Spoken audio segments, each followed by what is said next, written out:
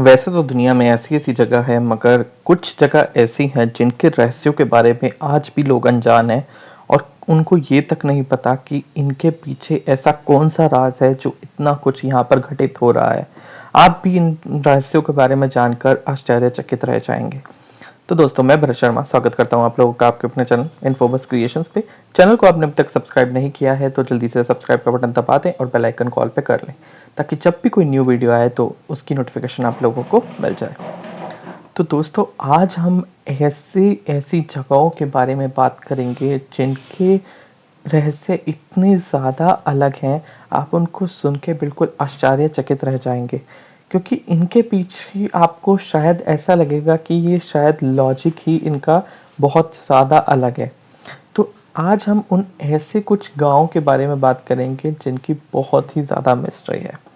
तो उनमें से जो हम पहला जो ऐसा गाँव है उसके बारे में हम बात करेंगे वो है मलाड़ा गाँव।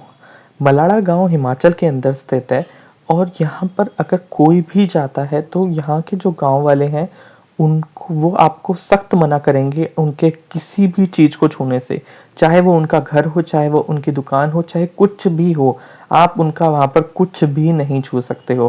क्योंकि माना जाता है कि गाँव वाले कहते हैं कि यहाँ पर अगर आप कोई भी छूता है तो वो उनको मतलब वहाँ पर शापित करता है और वहाँ पर आपकी कोई भी आपका छूना बिल्कुल अछूत तरीके से माना जाता है। तो इसी वजह से यहाँ पर गाँव वाले आपको बिल्कुल भी कोई भी चीज़ नहीं छूने देते और अगर आपने गलती से छू भी लिया तो आपको यहाँ पर कम से कम 1000, 2000 या 5000 तक का फाइन देना पड़ सकता है। इस गांव के लोग इंडियन कॉन्स्टिट्यूशन को भी नहीं मानते हैं और इनका अपना ही रूल रहता है जो रूल के अकॉर्डिंग ये लोग चलते रहते हैं और अपना जीवन बसर करते हैं। ये लोग जो पुराने जमलू ऋषि हैं उनकी पूजा करते हैं। माना जाता है कि जमलू ऋषि का जो मतलब मान्यता है बहुत पुरानी है और पुराणों के अंदर भी उनकी व्याख्या बहुत अच्छे से की गई है।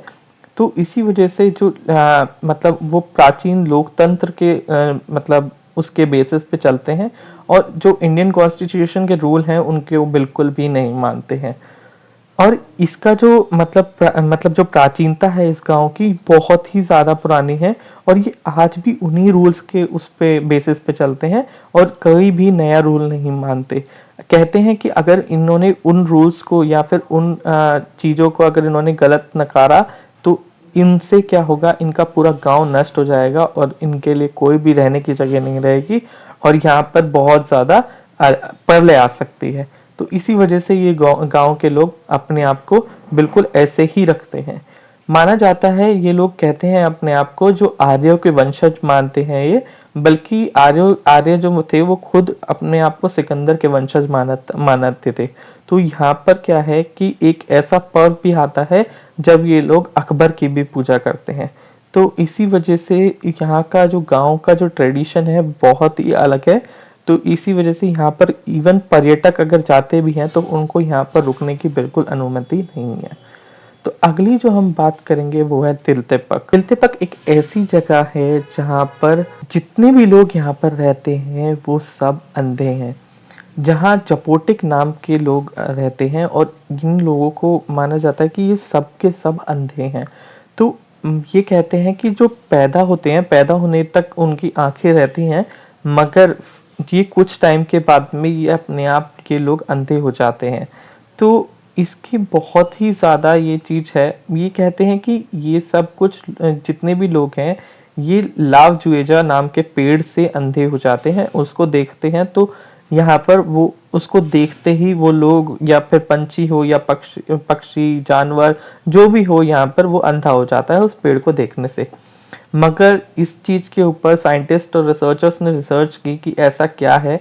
ये लगभग 300 घर यहाँ पर हैं बट फिर भी जितने भी घर हैं यहाँ पर सब के सब जितने भी लोग रहते हैं यहाँ पर सब लोग अंधे हैं। तो जब साइंटिस्ट ने रिसर्च की तो माना गया कि यहाँ पर एक तरह का मक्खी है जो जहरीली मक्खी है जो इनको काटती है। तो जैसे जैसे उसका जहर शरीर के अंदर फैलता है तो वो सबसे पहले आंखों की पुतलियों के ऊपर असर करता है जिससे इन लोगों की दृष्टि चली जाती है।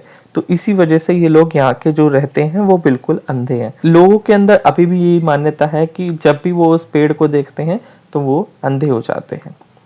अगले जो हम गांव के बारे में बात करेंगे वो आपको सही में बहुत ज़्यादा आश्चर्यचकित रह जाओगे आप। और अगर आपको इस गांव के अंदर जाना है तो आपको शायद संस्कृत की सीख बिल्कुल लेनी चाहिए। तो ये एक ऐसा गांव है, कर्नाटक की राजधानी से थोड़ा सा दूर बसा हुआ ये गांव है, जहाँ के सारे लोग मटूर को अंदर बिल्कुल संस्कृत बोलते हैं। आप यहाँ पर जितने भी लोग मिलेंगे आपको, मटूर गांव है ये, उसके अंदर सब के सब लोग यहाँ पर संस्कृत बोलते पाए जाएंगे।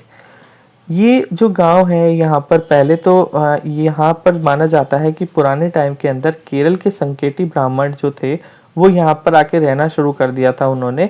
और उसके बाद में जब वो स्टार्टिंग से संस्कृत में ही बात करते थे, तो लगभग उसके बाद में कुछ टाइम के बाद में उन्होंने कन्नड़ भी बोलनी शुरू कर दी थी। मगर कुछ टाइम के बाद में यहाँ पर लगभग 35 से 40 साल पहले पेजावर मठ के जो स्वामी थे उन्होंने ये प्रण लिया था कि यहाँ पर जितने भी परिवार हैं वो सब आज के बाद में संस्कृत ही बोलेंगे। तो हर दिन की कड़ी मेहनत के बाद में, हर दिन 1 से 2 घंटा संस्कृत के ऊपर सीख लेने के बाद में लोगों ने यहाँ पर संस्कृत में बोलना शुरू किया। और इवन यहाँ पर 500 से ज्यादा परिवार हैं, लगभग 3500 के अराउंड जो लोग यहाँ पर रहते हैं वो संस्कृत में ही बात करते हैं। ऐसा एक और गांव भी है मध्य प्रदेश में, राजगढ़ जिले में जीरी गांव है, जो कहते हैं कि उनका नाम, उनके गांव का नाम इवन मटूर के पहले आना चाहिए, क्योंकि यहाँ पर तो फिर भी सारे ब्राह्मण हैं, मगर वहां पर सिर्फ और सिर्फ एक ही ब्राह्मण है जिसने सबको यह प्रेरित किया कि वो सब संस्कृत में बात करें।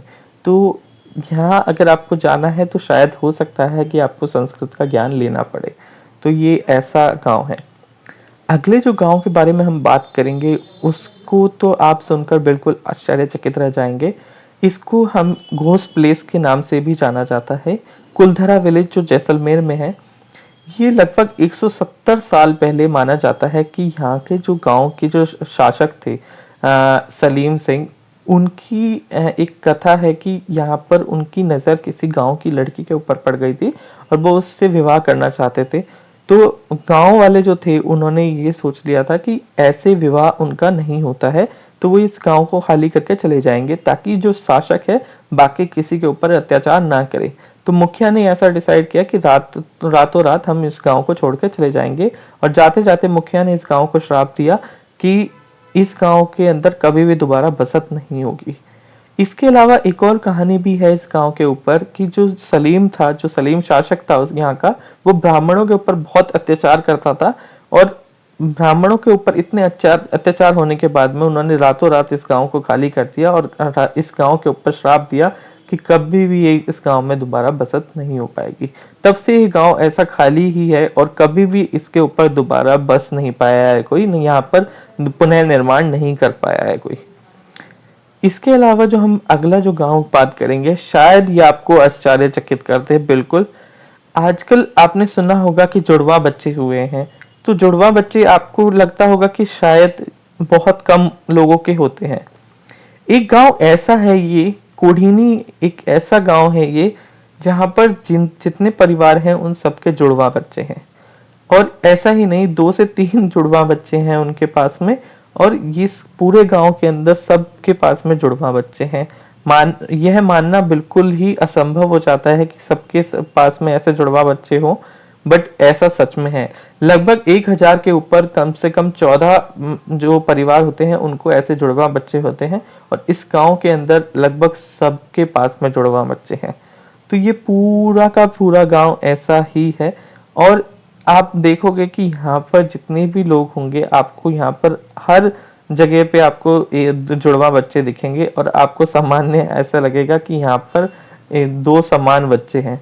तो इसी वजह से ये गांव बहुत ही ज्यादा स्पेशल हो जाता है। तो आशा करता हूँ दोस्तों आप लोगों को वीडियो पसंद आया होगा। वीडियो पसंद आया हो तो लाइक करें, शेयर करें अपने दोस्तों के साथ में ये इन्फॉर्मेशन। आज की वीडियो में इतना ही, धन्यवाद।